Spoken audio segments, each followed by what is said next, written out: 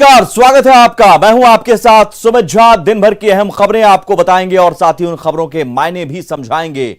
आज से सबको वैक्सीन, मुफ्त वैक्सीन अभियान का आगाज हो गया और आज पहले ही दिन भारत में कोरोना टीकाकरण का बड़ा रिकॉर्ड बन गया। पहले दिन तकरीबन 80 लाख लोगों को टीका लगाया गया। अच्छी बात यह है कि जहां वैक्सीन लगाया गया उन टॉप 10 जिलों में पटना भी शामिल है।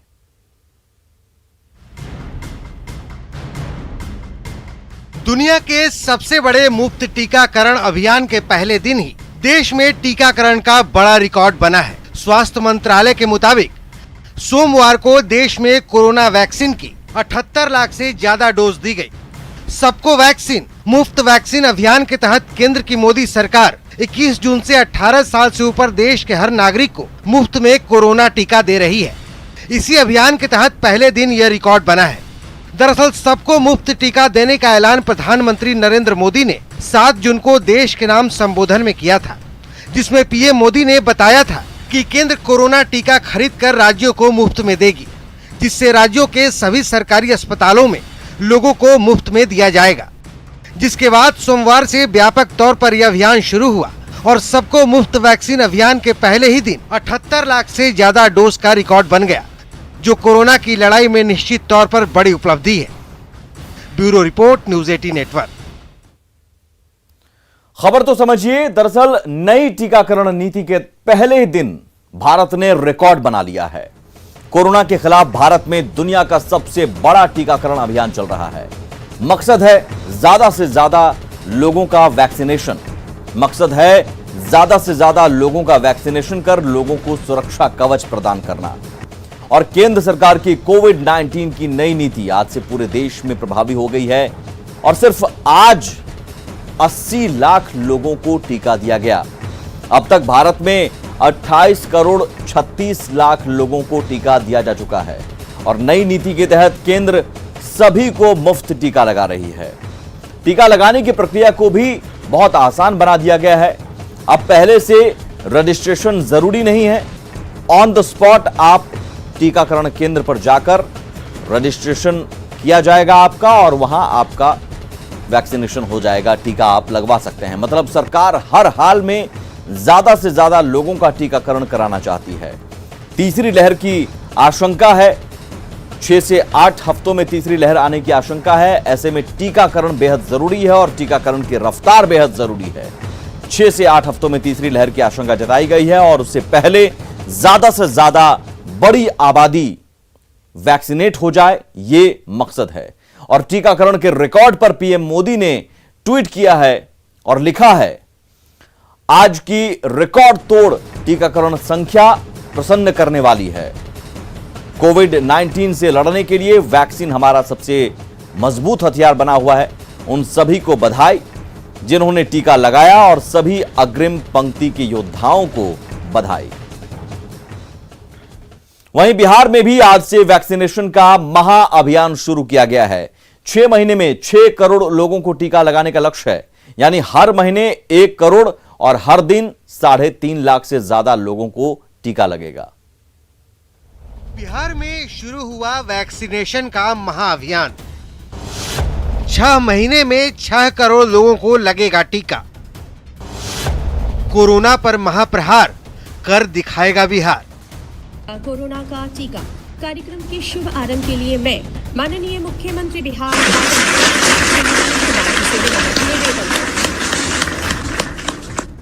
कर दिखाएगा बिहार। इसी नाम और संकल्प के साथ सीएम नीतीश कुमार ने बिहार में वैक्सीनेशन के महाअभियान का आगाज किया। वीडियो कॉन्फ्रेंसिंग के जरिए अभियान के शुभारंभ कार्यक्रम में दोनों डिप्टी सीएम, स्वास्थ्य मंत्री, शिक्षा मंत्री और कई बड़े ऑफिसर मौजूद थे। अभियान के तहत 6 महीने में 6 करोड़ लोगों को टीका लगाने का लक्ष्य तय किया गया है। हर महीने 1 करोड़ यानी रोज 3,30,000 लोगों को टीका लगाया जाएगा।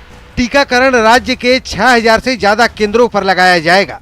839 टीका एक्सप्रेस गाड़ियों से भी घूम घूम कर टीका लगाया जाएगा। अभियान को हम लगातार उन क्षेत्रों में भी अनवरत चलाते रहेंगे। इसकी विशेष योजना बनी है। टीका एक्सप्रेस आपके द्वारा जिसका उद्घाटन किया गया, वो टीका एक्सप्रेस की 839 गाड़ियां आज राज्य के गांवों में और शहर के मोहल्लों में घूम रही है। इसके अलावा टीका साला चल रहा है। आपको बता दें कि पिछले 6 महीने में बिहार में 1,36,00,000 लोगों को टीका लग चुका है।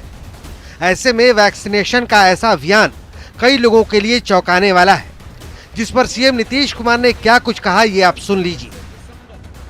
हम लोग कोई प्रचार प्रसार नहीं करते, लेकिन काम जरूर करते रहते हैं और केंद्र के गाइडलाइन का पालन करते हैं और एक एक चीज यहाँ भी लोगों से राय विचार लेकर के विशेषज्ञों का हर प्रकार से कोशिश करते हैं कि लोगों को लाभ मिले, लोगों को में जागृति आवे, ये सब काम करते रहते हैं। और आप जान लीजिए हम लोगों ने पहले दौर में कितने लोग जो हमारे बिहार के लोग बाहर प्रभावित थे, उन लोगों के लिए हम लोगों ने मदद की।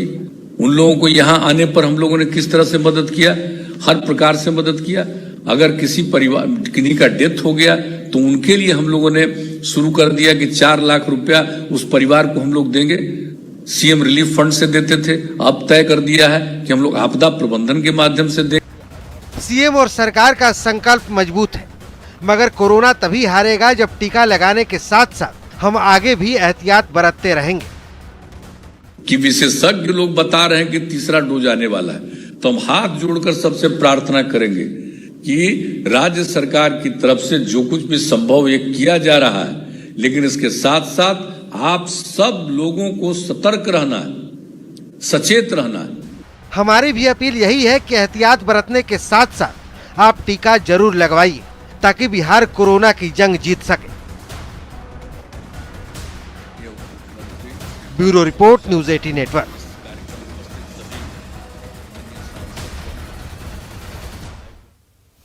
खबर तो समझिए, 6 महीने में 6 करोड़ लोगों को टीका का लक्ष्य है इस महाअभियान के तहत। मतलब हर दिन 3,30,000 के करीब टीकाकरण करना होगा। जिला से प्रखंड तक टास्क फोर्स का गठन किया गया है। हर वर्ग और समूह के लोगों को टारगेट किया जा रहा है। 839 टीका एक्सप्रेस इस वक्त बिहार में कोने कोने में पहुंच रही हैं।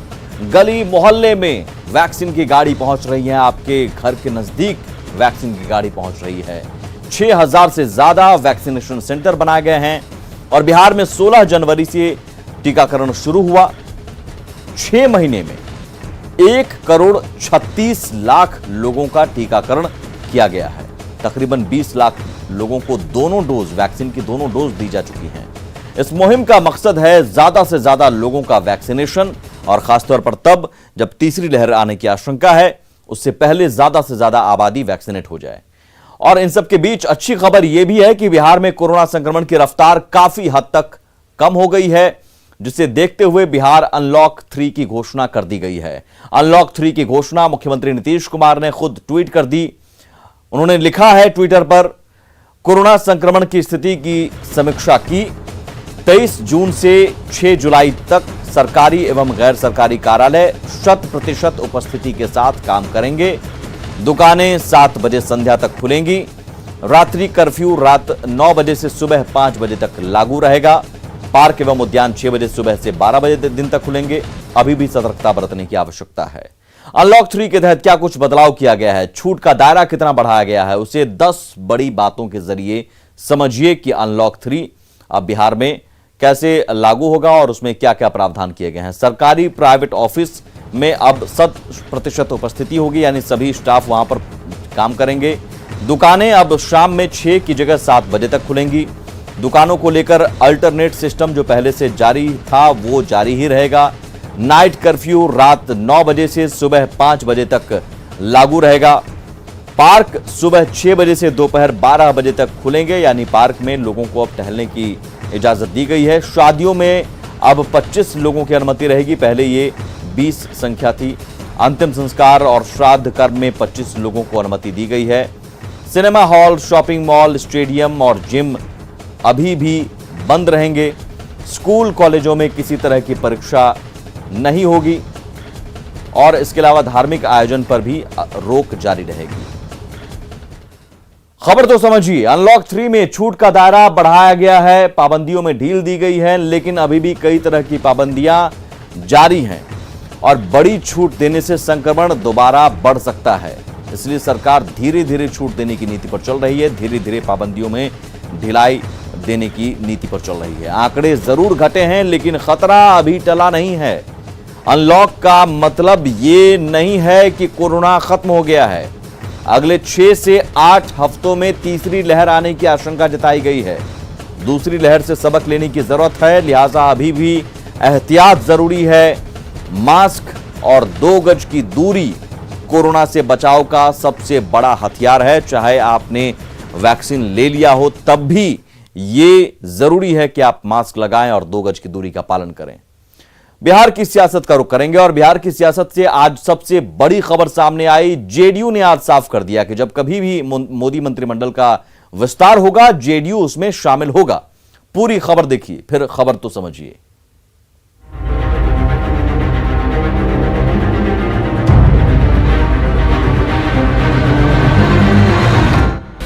यानी एक जो सांकेतिक होता है उसकी भागीदारी की कोई जरूरत नहीं। अगर भागीदारी करेंगे तो कोई प्रोपोर्शनल होना चाहिए। 2 साल पहले मोदी मंत्रिमंडल में हिस्सा लेने के सवाल पर सीएम नीतीश का यह बयान है। तब नीतीश ने सांकेतिक भागीदारी के आधार पर मंत्रिमंडल में जेडीयू के शामिल होने से इनकार कर संख्या के आधार पर भागीदारी की बात कही थी। 2 साल बाद एक बार फिर मोदी मंत्रिमंडल विस्तार की चर्चा गर्म है और जेडीयू इस बार उम्मीद लगाए बैठा है कि उसे मंत्रिमंडल में जगह मिलेगी। हालांकि जेडीयू के राष्ट्रीय अध्यक्ष आरसीपी सिंह इस बार किसी फॉर्मूले की बात पर जोर देने के बजाय संख्या बल की सोच को अव्यावहारिक बताते हुए इसे रिश्ते में तनाव पैदा करने वाला बता रहे हैं। जब भी केंद्रीय मंत्रिमंडल का विस्तार होगा, जनता दल ही चूंकि एनडीए का पार्ट है, तो निश्चित रूप से जनता दल की उसमें भागीदारी होगी। हालांकि जेडीयू कोटे से कौन मंत्री बनेगा और क्या आरसीपी सिंह मंत्री बनेंगे, इस सवाल को आरसीपी सिंह ने नीतीश के अधिकार क्षेत्र की बात कहकर टाल दिया। तो देखिए, स्वाभाविक है कि भाई लोग अपने हिसाब से कयास लगाते रहते हैं, लेकिन निश्चित रूप से मैं कह दूं, ये अधिकार हमारे नेता का है और वो जब भी निर्णय लेते हैं तो सबसे पूछ कर। आरसीपी सिंह के बयान पर विपक्ष जहां चुटकी ले रहा है, वहीं बीजेपी जेडीयू के मंत्रिमंडल में शामिल होने की बात तो कह रही है, लेकिन संख्या बल के आधार पर कुछ भी कहने से बच रही है। जिस अनुपात में हिस्सेदारी आदरणीय नीतीश कुमार जी ने मांगा था पिछली बार, इस बार बीजेपी देगी या नहीं देगी, अभी तक बीजेपी का केंद्रीय नेतृत्व इस पर कुछ नहीं कह रहा है। बिहार की भागीदारी बढ़े, लेकिन आरसीपी सिंह जी पिछले बार भी बंडी उंडी से आके दिल्ली पहुंच गए थे, लेकिन बिना मंत्री बने बिहार वापस आ गए। हालांकि उनके दल के 1 दर्जन सांसद बंडी उंडी से आके तैयार है मंत्री बनने के लिए। जब केंद्रीय मंत्रिमंडल का विस्तार होगा, उसमें निश्चित तौर पे जदयू उसमें शामिल होगी। मंत्रिमंडल विस्तार पर चर्चा के बीच सीएम नीतीश मंगलवार को दिल्ली दौरे पर जाने वाले हैं। अटकलें हैं कि उनकी मुलाकात पीएम मोदी से हो सकती है। हालांकि जेडीयू सांसद ललन सिंह ने तमाम अटकलों को खारिज करते हुए कहा कि सीएम नीतीश आंख का इलाज कराने निजी यात्रा पर दिल्ली जा रहे हैं। अब कोई भी चीज को अटकलबाजी पर थोड़ी चलता है राजनीति। मुख्यमंत्री जी को दिल्ली जाना है, जो हम लोगों को जानकारी है कि वो अपने निजी यात्रा पर अपनी चिकित्सा के लिए दिल्ली जा रहे हैं। वर्तमान में जेडीयू के 16 सांसद हैं। ऐसे में संख्या बल के आधार पर 2 कैबिनेट और 1 राज्य मंत्री का दावा बैठता है। हालांकि 2019 में 303 सीटों के साथ बीजेपी अकेले पूर्ण बहुमत के साथ सरकार में आई। यही वजह है कि 2019 में सहयोगी दलों को बीजेपी ने मंत्रिमंडल में सांकेतिक हिस्सेदारी दी थी। लेकिन सवाल है कि 2019 में सांकेतिक हिस्सेदारी को ठुकराने वाला जेडीयू क्या इस बार सांकेतिक हिस्सेदारी में मान जाएगा या फिर संख्या बल के आधार पर जेडीयू को हिस्सेदारी मिलेगी। पटना से शैलेंद्र के साथ ब्यूरो रिपोर्ट, न्यूज 18। खबर तो समझिए, आरसीपी सिंह के बयान से साफ हो चुका है कि केंद्रीय मंत्रिमंडल का विस्तार होगा और अब इसमें कोई कंफ्यूजन नहीं है कि केंद्रीय मंत्रिमंडल में अब जेडीयू भी शामिल होगा। संख्या बल के आधार पर मंत्री पद को लेकर भी कोई विवाद नहीं है, जैसा कि आरसीपी सिंह ने साफ कर दिया कि संख्या बल की सोच को जेडीयू ने बिल्कुल अव्यवहारिक बताया है। जेडीयू कोटे से केंद्रीय मंत्रिमंडल में कौन शामिल होगा, ये सीएम नीतीश तय करेंगे। दरअसल 2019 लोकसभा चुनाव में बीजेपी 17, जेडीयू 16 पर जीत दर्ज की थी बिहार में, और पिछली बार उम्मीद के मुताबिक हिस्सेदारी नहीं मिलने की वजह से जेडीयू ने केंद्र सरकार में शामिल होने से मना कर दिया था, ये कहकर कि सांकेतिक भागीदारी की जरूरत नहीं है, आनुपातिक भागीदारी हो तब कोई बात। लेकिन इस बार पार्टी के राष्ट्रीय अध्यक्ष आरसीपी सिंह ने खुद आगे आकर सरकार में शामिल होने की बात कही है। कल नीतीश कुमार दिल्ली भी जा रहे हैं। हालांकि नीतीश इलाज के लिए दिल्ली जा रहे हैं, लेकिन अटकलें लगाई जा रही हैं। अटकलों का बाजार गर्म है। केंद्र सरकार में अधिकतम 83 मंत्री हो सकते हैं। अभी भी मोदी सरकार में 24 और नए मंत्री शामिल करने की गुंजाइश है। मोदी सरकार में फिलहाल 21 कैबिनेट मंत्री, 9 राज्य मंत्री स्वतंत्र प्रभार और 29 राज्य मंत्री हैं। ऐसे में देखना होगा कि मंत्रिमंडल विस्तार में बिहार की कितनी भागीदारी होती है।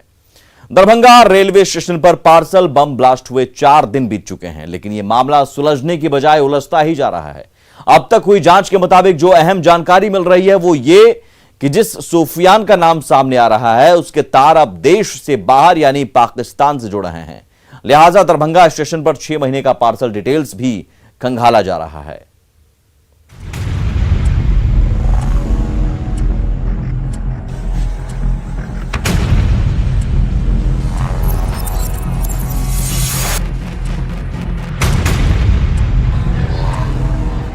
सत्रह जून को दरभंगा रेलवे स्टेशन पर जो पार्सल धमाका हुआ था, उस मामले में जांच टीम को अहम सुराग हाथ लगे हैं।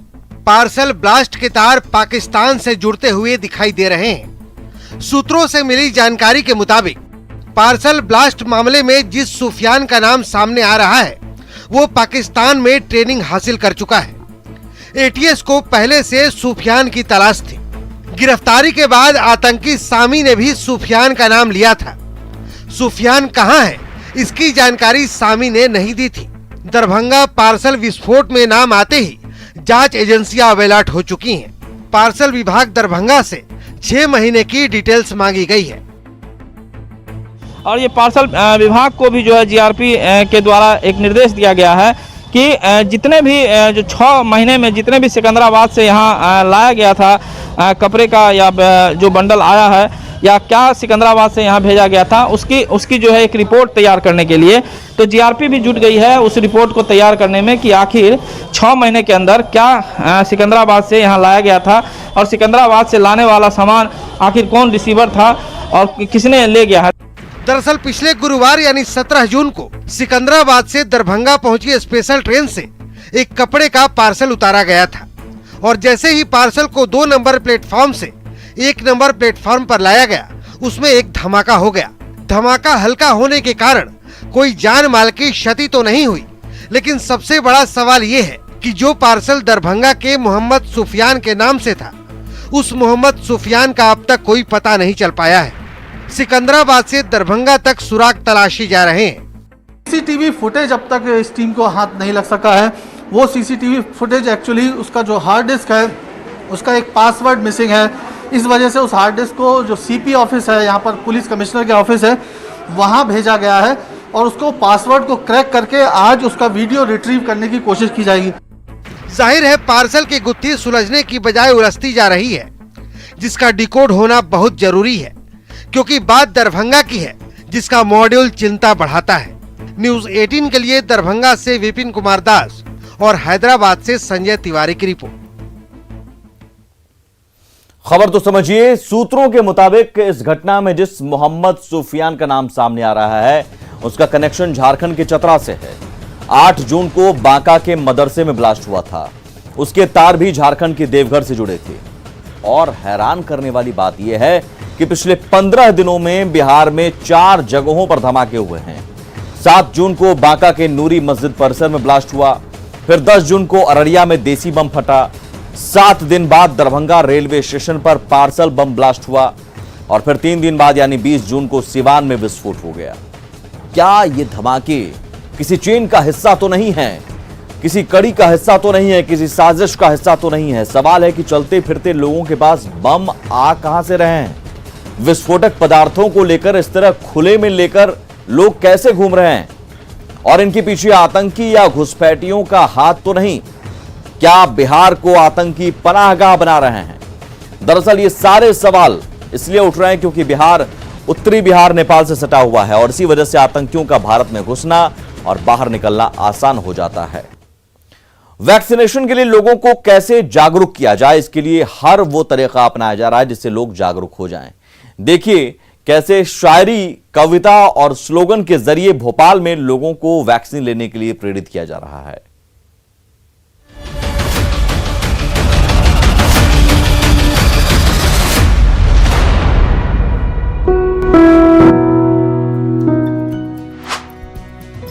सड़कों पर चलती फिरती शायरी का दीदार आपने भी किया होगा।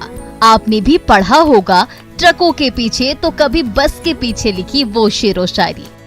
बुरी नजर वाले तेरा मुंह काला, भूले तो कतई नहीं होंगे आप इस अल्फाज को भी जो आम तौर पर हर ट्रक के पीछे लिखा होता है, माँ का आशीर्वाद। ये लाइन भी आपको यकीनन याद होगी। और बेवफा सनम की कहानी सुनाता वो ट्रक कि क्यों मरते हो बेवफा सनम के लिए, 2 गज जमीन मिलेगी दफन के लिए। यकीनन ट्रकों और बसों के पीछे लिखे ऐसे शेरो शायरी पर कभी न कभी आपकी भी हंसी छूटी होगी। और हाँ, अलर्ट करने वाले वो संदेश, सावधानी हटी दुर्घटना घटी, बुरी नजर वाले तेरा मुंह काला। निश्चित तौर पर बसों ट्रकों के पीछे लिखे ये अल्फाज सच पूछिए तो ये हमारे दिमाग में छप से गए हैं। और अब इसी अंदाज को कोरोना पर वार करने के लिए भोपाल जिला प्रशासन और सर्च एंड रिसर्च डेवलपमेंट नाम की एक सोसाइटी ने हथियार बना लिया है। शहर के भीड़ भाड़ वाले इलाकों और मॉल्स पर ऐसे पोस्टर्स चिपकाए जा रहे हैं ताकि भूल से भी आप कोरोना के खतरे को भूल न जाए। वैक्सीनेशन के लिए अवेयर करने के लिए, जिससे उनके मन में जो डर बैठा हुआ है वैक्सीनेशन के लिए वो बाहर आए। और दूसरा, कोविड अप्रोप्रिएट बिहेवियर अभी भी हमें फॉलो करना है क्योंकि कोविड नहीं गया है, मार्केट जरूर ओपन हुए हैं, तो उसके लिए हम ये काम कर रहे हैं। शायरी, कविता, स्लोगन लिखे ये पोस्टर अब ट्रकों पर भी चिपकाए जा रहे हैं ताकि ट्रक के साथ साथ संदेश दूर दूर तक पहुँचे। भोपाल में कोरोना पर वार करने के लिए जो अंदाज अपनाया जा रहा है उसके पीछे मकसद यही है कि संदेश दिमाग में बैठ जाए, मिटे ही नहीं।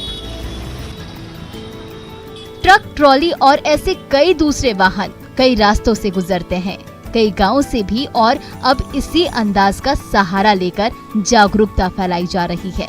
दुकानों बाजारों में भी ऐसे ही पोस्टर्स लगाए जा रहे हैं जो कह रहे हैं टीका लगवाओगे तो कई बार मिलेंगे, लापरवाही करोगे तो हरिद्वार मिलेंगे। उसी तुझे ढूंढ रही है दुनिया का हर इंसान, तेरा पता है मास्क और वैक्सीन का ज्ञान। और इसी का अगर हम बात करें कि देखो मगर प्यार से, कोरोना डरता है वैक्सीन की मार से। और इसका लोगों में इम्प्रेस आ रहा है कि 44,000 लगभग वैक्सीन की लगा ये रिकॉर्ड बना है। बेशक जागरूकता फैलाने का ये अंदाज आपको भी पसंद आएगा, तो इस अंदाज का दाद दीजिए और आप भी टीका लगाकर कोरोना को मात दीजिए। भोपाल से ब्यूरो रिपोर्ट, न्यूज़ 18 नेटवर्क।